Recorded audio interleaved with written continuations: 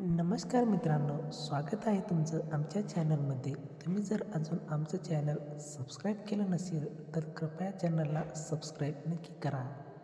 आपल्या गच्चीवर उभा राहून दिनू कोणाकडे तरी बघत होता. त्याची नजर जिथे होती तिथे समोरच्या त्यांची शेजारी पण रोमा उभी होती. दोघांचे एकमेकांना इशारे सुरू होते. एवढ्यात दिनूला त्यांच्या बायकोनं आवाज दिला. घाईघाईत दिनू खाली आला. बायको म्हणाली, एवढा वेळ काय करत होता तुम्ही गच्चीवर? दिनू म्हणाला, अगं काही नाही, थोडा निवांत उभा होतो. दिनूच्या बायकोला अजून काहीच माहीत नव्हतं की दिनू आणि शेजारी रोमा याच्यामध्ये काय सुरू आहे आणि हे केव्हापासून सुरू आहे. रोमाचा नवरा बाहेरगावी नोकरी करत होता आणि रोमा तिच्या सासू सासऱ्यासोबत राहत होती. दिनूचं लग्नही झालं नव्हतं. तेव्हापासून दिनू आणि रोमा यांच्यात जवळीक होती. एके दिवशी दिनूची बायको म्हणाली, मला माहेरी जायचं आहे 4-5 दिवस. दिनू म्हणाला, आता कशाला जायचं आहे? ती म्हणाली, तुम्हाला माहीत आहे ना, मी किती दिवसापासून माहेरी गेलेली नाही. हे ऐकून दिनू मनातून खुश झाला. दुसऱ्याच दिवशी तो बायकोला माहेरी सोडून आला. घरी परतल्यावर त्याने गच्चीवर जाऊन रोमा आईला इशाराने सांगितलं की त्याची बायको माहेरी गेली आहे. संध्याकाळ झाली. दिनू गच्चीवर उभा होता.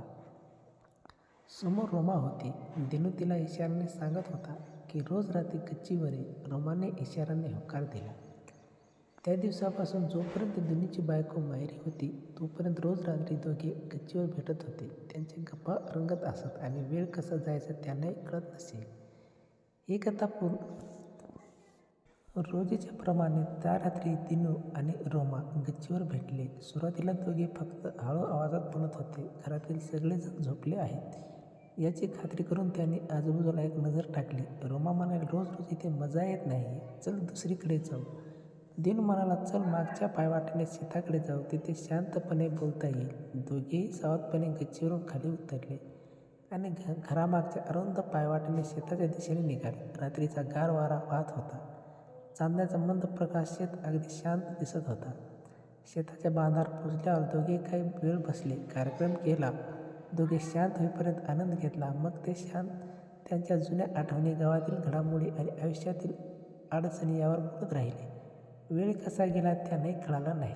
मात्र त्याचवेळी दूरवरून कोणाची तरी टॉर्च प्रकाश त्यांच्या दिशेने येताना दिसला. दोघेही दचकले. कोणीतरी शेतातून त्यांच्या दिशेने चालत येत होतं. रोमा हळूच आवाजात म्हणाली, दिनू, कोणीतरी येत आहे. मग ते दोन्ही पळून घरी गेले. ही कथा पूर्णपणे काल्पनिक असून वास्तविक जीवनाशी तिचा कोणताही संबंध नाही. ही कथा केवळ मनोरंजनाच्या उद्देशाने तयार करण्यात आली आहे. मित्रांनो, कथा आवडली असेल तर चॅनलला सबस्क्राईब करा. धन्यवाद.